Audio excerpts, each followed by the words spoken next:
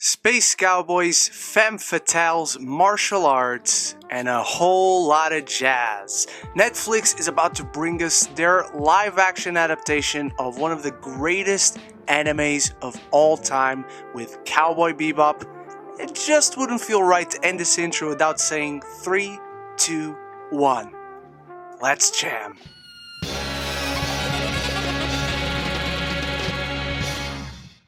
We follow Spike Spiegel and his ragtag crew of bounty hunters, or cowboys, as they try to capture the galaxy's worst criminals and survive the unexpected dangers they encounter throughout space. Sometimes saving the world, but always leaving millions in damage in the process. Before I jumpstart into my review, I want to know your thoughts on Cowboy Bebop. If you're a fan of the anime, if you know nothing about it, if you're excited for this live action show, anything and everything, just start the conversation down in the comments, because that's always the most important part. And if you like what you see here, make sure to click that subscribe button so you do not miss any future conversation on your favorite movies and TV. And this will not be the last Cowboy Bebop video you see here on this channel. So just for context, I adore the anime. It's in my top 3 animes of all time. I've watched it numerous times. So I was excited but trepidatious going into this show because anime live-action adaptations just don't have a good track record.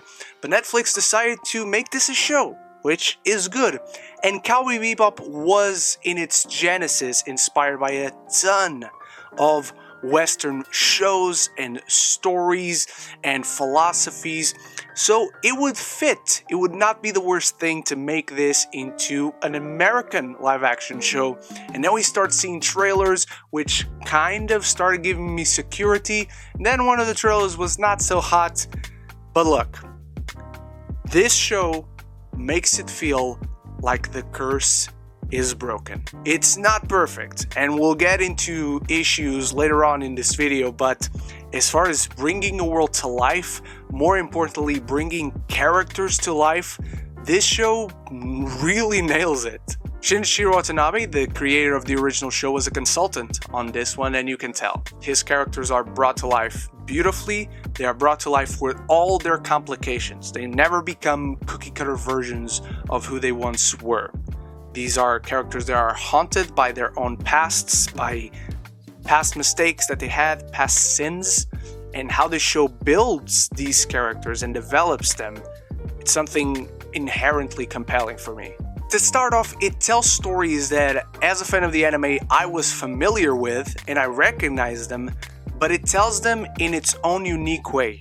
This show really tries to have its own identity while bringing the show that we know to life. It's very welcoming to new fans. The world building in this show is really well done, especially in that first half of the show where it's presenting all these new things to you, where you're visiting all these different worlds. One is like a town in an old Western film, then one is more industrialist and more cyberpunk. Then another world looks like good old suburban America, and another looks like imperialist China or feudal Japan, and all these little interesting worlds give a freshness to this entire universe. There's even a world that looks like a film noir, which to me is a personal favorite of mine, as I love the noir aspects and aesthetics of the original. For this live action version, they gave it a kind of retro feel and vibe through the editing, the direction, the visuals, how they capture this world and these characters,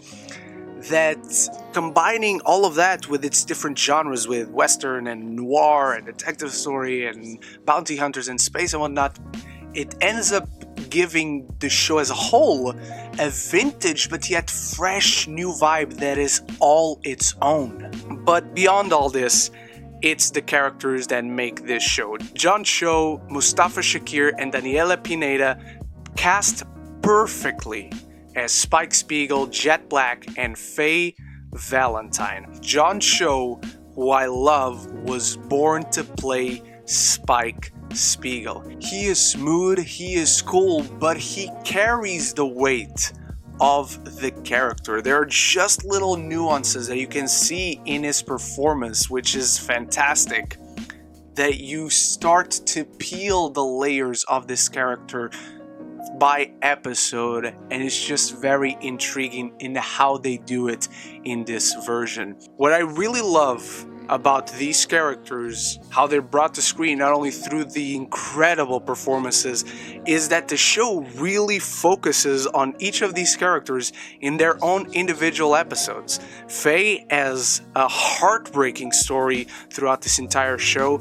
Spike is the most mysterious character, where you see little by little the layers being peeled back and seeing what haunts this character.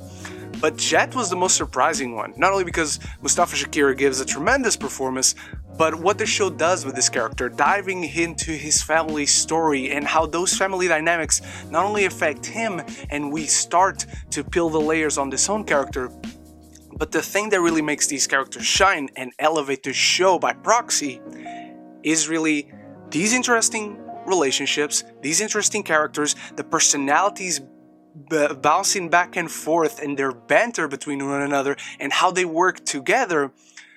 But really, as the show moves forward, as we have this continuous narrative of the Bebop crew, seeing how their decisions, both the good and the bad decisions they make, the past coming back to haunt them, really affects one another.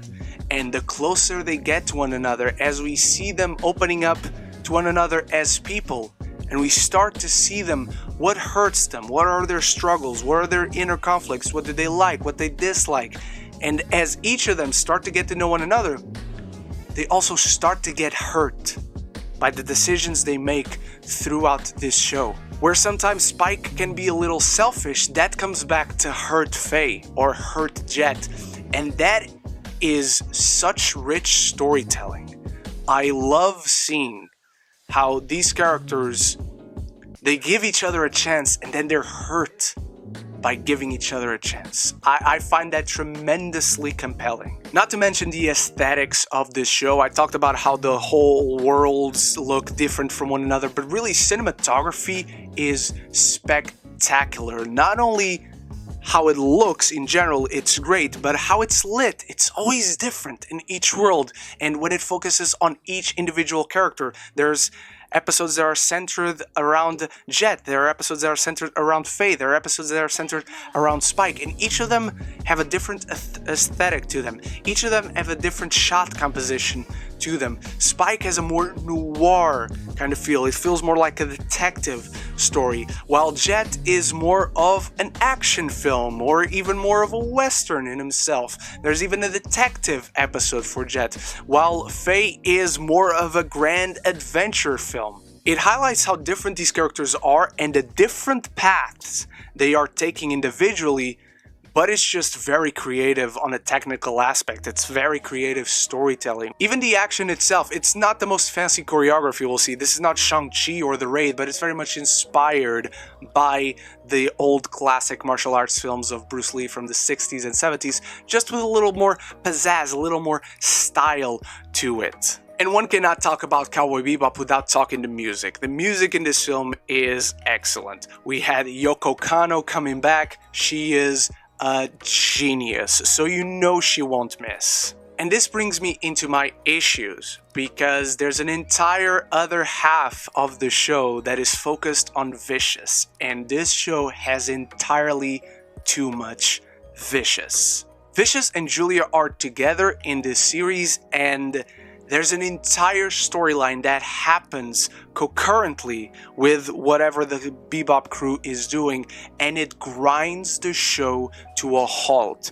Vicious, in the original anime, is effective because he's more of a mystery throughout most of the story. He's an echo of the past that is haunting Spike, that is a weight that Spike is carrying. We don't know why, for the most part, until we get the payoff, until we focus on that. And in this show, it just takes that all away. Any nuance is gone, any mystery is gone. We just see this guy and he's dealing with running a drug and with the whole syndicate thing, and it's just very generic. It's very one note. The most interesting aspect of this entire storyline, which we keep cutting back to in every episode while the Bebop crew is doing what they're doing, is Alex Hassell as Vicious. He gives a great performance, and Elena Satine as Julia. Perfect casting right here. I absolutely love Julia in this show. I absolutely love Elena Satine's performance. Perfectly conveys the anguish of someone in this very toxic relationship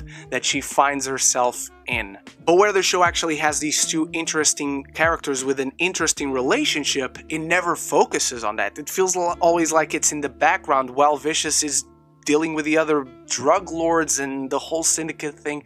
It's just not interesting. The show has this constant imbalance where we're with the Bebop crew going on their episodic adventures through the first half of the show, but the adventures take the focus. But then every time it gets going, we cut to Vicious, and his story just moves so slowly where there's no tension, there's no intrigue, there's no doubt on what this character is going to do and how his story will unfold. What's more frustrating about the Vicious story is that he should be an interesting character, and there is an inherent interesting concept in his story, in his relationship with Julia. You have two interesting characters right there, but they choose to focus on the complete wrong thing. They chose to tell the story in the most uninteresting, one-note manner where his story moves at a snail's pace. The Bebop crew, not only do they have great stories, but it's moving along, it's developing the characters, they're doing all this stuff, always going on adventures filled with action, excitement, drama.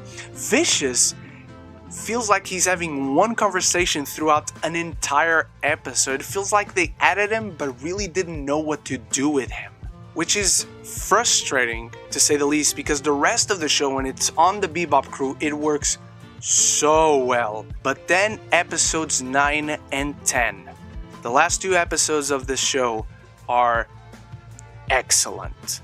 Episode 9 delivers what I wanted it to deliver regarding Vicious throughout the entire show.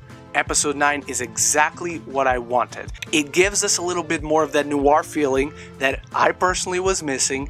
It gives us a lot more insight into Spike and Vicious in a good way, and episode 10 is, to me, when the show becomes its own. The finale of this show is emotionally powerful, it is rich and compelling when it comes to these characters, and it is extremely exciting to me regarding where the show will go moving forward. The show takes a creative decision that for a second I hated, but it has such tremendous potential, and it showed what the characters and the show itself thematically was doing all along, building to that crescendo. Netflix's Cowboy Bebop is not perfect. While the Bebop crew and their adventures are the stuff of legend, it feels like it breaks the anime curse.